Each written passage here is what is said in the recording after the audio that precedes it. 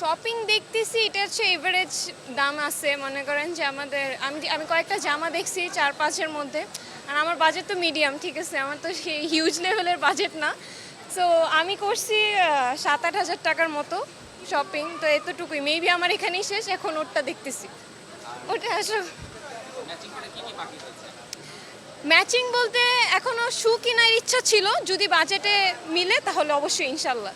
Budget আসলে বাড়ে না। আম্মু আব্বু আমাকে সবসময় 7-8 আর 10 এরকম একটা বাজেট দেয়। চেষ্টা করি মানে একটু কমে কমে রাখতে, আর না হলে, কারণ শু না হলে আমার আর পরে কিনা হয় না। আম্মু আমাকে একবার বাজেট দিয়ে দেয়, ওইটার মধ্যে আমি কভার আপ করি, মানে একা একাই কভার আপ করি। আজকে আম্মুর আসার কথা ছিল, আম্মু আসলে একটু ওই যে দয় দাম একটু দামাদামি করতে পারে আসলে। সো এটাই। আমি পারি না, আমি একদমই পারি না। আমি আরো বলে দিই, মানে পারলে আমি আরো দেই, এরকম একটা অবস্থা। কিন্তু দামাদামি করাটা আসলে যে পারে সে এক্সপার্ট। এই যে ও আমার ফ্রেন্ড, ও একদম এক্সপার্ট লেভেলের দামাদামি করতে পারে। না না, ঠক না, মানে মেইনলি বেশিরভাগ এত হিউজ দাম, একটু দামাদামি করতে হয়, ঠিক আছে, মানে সব জায়গাতে একটু হলেও তো দামাদামি করা উচিত।